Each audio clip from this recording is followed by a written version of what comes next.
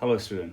Question number 2 JEE advance का जो last year 2024 में आया था, उसका एक अच्छा क्वेश्चन है जो line integral B dot D L पर बेस्ड है, जिसको एम्पियर्स लॉ कहते हैं। और काफ़ी सिंपल क्वेश्चन है। तो मैं एक्सप्लेन करता हूँ कि किस तरह से इसको सॉल्व किया जा सकता है। So let's read the problem. Problem is an infinitely long wire which is located along the Z axis. उसमें करंट आई फ्लो करता है प्लस जेड डायरेक्शन में, और उसका मैग्नेटिक फील्ड बी आ रहा है। B is going to be function of space, right.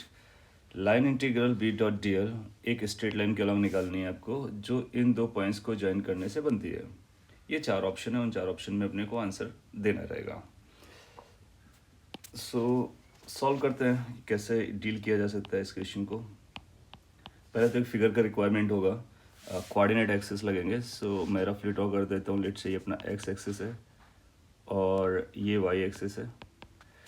ये अपना ओरिजिन हो गया जहाँ पर जेड एक्सिस है। इसमें आउटसाइड की जो डायरेक्शन है वो प्लस जेड है, और उसी आउटसाइड की डायरेक्शन में एक करंट कैरिंग वायर रखा गया है जिस पे करंट जा रहा है आई। तो this wire is placed perpendicular to the screen and it is outwards current. फिर अपने को 2 पॉइंट्स पकड़ने हैं, एक -√3a, 0। सो z 0 आ रहा है, इसका वो एक्स वाई प्लेन का पॉइंट है। That point must be somewhere there. Let's we call it this point number 1।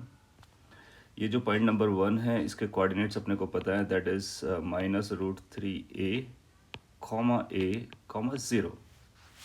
एक दूसरा पॉइंट है जिसके कोऑर्डिनेट है a, 0। सो इधर a जाना होगा, ऊपर भी a जाना रहेगा y एक्सिस में, तो हाइट बराबर रहने वाली है। सो यहाँ पर एक पॉइंट रहेगा, point number 2, which is a, 0। यह बना सकते इजीली। अगर आप चाहो तो इसको ओरिजिन को 2 पॉइंट से ज्वाइन करा लो, और ओरिजिन को पॉइंट 1 से भी ज्वाइन कर सकते हैं। ऐसा ज्वाइन किया तो वी कैन रीड कि ये जो वर्टिकल डिस्टेंस ऑफ ए है, ये 1 पॉइंट की है वो ए है, ये भी जो वर्टिकल डिस्टेंस है वो भी ए है, और ये इसका जो हॉरिजॉन्टल है वो √3a है डिस्टेंस वाइज, और ये जो हॉरिजॉन्टल है दैट इज़ ए। इनका यूज़ करके ये अल्फ़ा एंगल और ये बीटा एंगल निकाला जा सकता है। फिर अल्फ़ा बीटा को हम निकाल लेंगे। एनीवे क्वेश्चन पर आते हैं। क्वेश्चन जो कहना चाहता है वो है कि लाइन इंटीग्रल चाहिए अपने को 1 से 2 को ज्वाइन करने वाली लाइन पर, ये इस लाइन का, इस डार्क लाइन पर लाइन इंटीग्रल निकालना है 1 से 2 तक। सो इसको बेसिक वे से भी अप्रोच किया जा सकता है, क्योंकि यहाँ से एक जो वायर जा रहा है इसकी मैग्नेटिक फील्ड हर लोकेशन में रहेगी। इसकी मैग्नेटिक फील्ड ऐसे सर्कुलर रहने वाली हैं, और किसी एक पॉइंट पे फील्ड निकालेंगे, उसकी डायरेक्शन निकालेंगे, फिर इधर का डीएल निकालेंगे, दोनों का एंगल कैलकुलेट करेंगे और इंटीग्रेट करेंगे फ्रॉम 1 to 2। वहाँ से भी अपना आंसर निकाला जा सकता है। बट सिंस एम्पियर्स लॉ का हम यूज़ कर पाए तो ज़्यादा अच्छा रहेगा और जल्दी आंसर आ जाएगा। So I am going to explain by using the Ampere's law. Now we know कि एम्पियर्स लॉ कहता है कि integration in a closed loop B dot D L का ये रहता है μ0 into the current enclosed inside the loop. Inside the loop कितना current आता है उसको हम पता करेंगे, और बी डॉट डी एल निकाल सकते हैं। क्लोज लूप पे चाहिए होता है। अगर इस पॉइंट का नाम अगर ओरिजिन देते हैं, so this line integration B dot D L, इसके लिए अगर हम एक लूप कंसीडर करें, that loop is 0 to 1, then 1 to 2, then 2 to 1। So इसको हम 3 पार्ट्स में डिवाइड कर लेंगे। 0 to 1 integration of B dot D L plus 1 to 2 integration of B dot D L and 2 to 0 integration of B dot D L. ये close loop में integration होने वाला है। अपने को जो कैलकुलेट करना है वो 2 से 1 के बीच का जो लाइन इंटीग्रल है वो निकालना है। ये दो एडिशनल इंटीग्रेशंस अपने को सॉल्व करने पड़ेंगे। प्राइमर फेसी में ऐसा लगेगा कि यार हम लोग इंटीग्रेशन को क्यों ही बढ़ा रहे हैं, but it's going to be more suitable. ना अगर आप 0 से 1 जाते हो, 0 से 1, तो आप रेडियल डायरेक्शन में जा रहे हो, और जो मैग्नेटिक फील्ड होती है वो सर्कुलर होती है। तो किसी भी पॉइंट पर जो मैग्नेटिक फील्ड और डीएल के बीच का एंगल आएगा वो आपको 90 दिखने वाला है। सिमिलरली 2 से जब 0 आओगे तो भी एंगल मैग्नेटिक फील्ड और डीएल के बीच का 90 दिखने वाला है। ये जो 90 डिग्री एंगल आएगा दोनों के बीच का, उसकी वजह से ये B dot D L dot product है। डॉट प्रोडक्ट जो 90 डिग्री केसेस में वेक्टर होते हैं तो वो 0 आता है। सो पॉइंट इज कि ये नंबर तो 0 जा रहा है, सिमिलरली ये नंबर भी 0 जा रहा है। ये पॉइंट आपको केयरफुली समझना पड़ेगा, एज्यूमिंग कि आप कॉन्सेप्ट जानते हो। तो मैं डायरेक्टली बोल रहा हूँ, B dot D L is going to be B D L cos theta. Cos theta में थीटा उनके बीच का एंगल आएगा, और सर्कुलर फील्ड्स रेडियल डायरेक्शन के परपेंडिकुलर रहते हैं, तो इसलिए ये दो कंपोनेंट्स हमारे 0 हो गए। इसका मतलब जो लाइन इंटीग्रेशन आ रहा है वही तो हमारा आंसर ही है। That means this is 1 to 2 B dot D L, this is what we need to find. और as per the Ampere's law it is mu naught into enclosed current.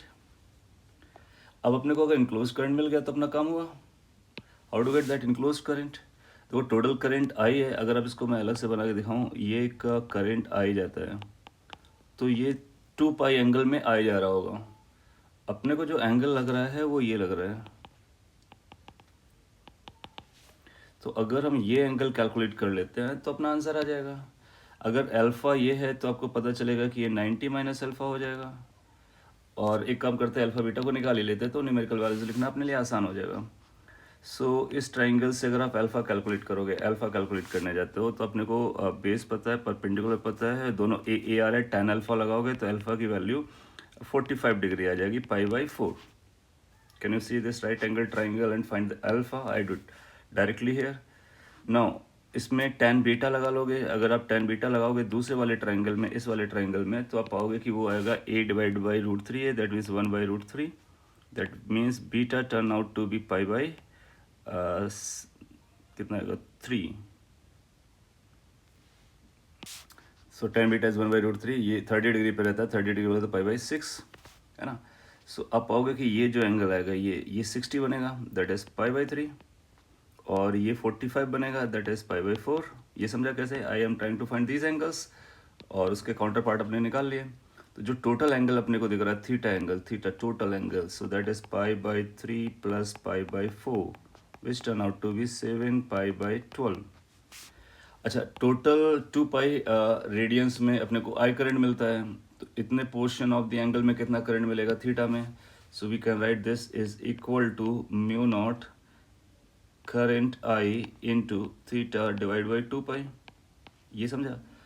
Uniformly जो भी वायर होगा उससे current सभी direction में बराबर जा रही होगी। आई मीन लाइक अगर हम इसको लेते हैं तो 2 पाई में पूरा करंट है, तो उसका कोई अगर एक पोर्शन लेंगे तो उसी प्रोपोर्शन में करंट अपने को मिलने वाली है।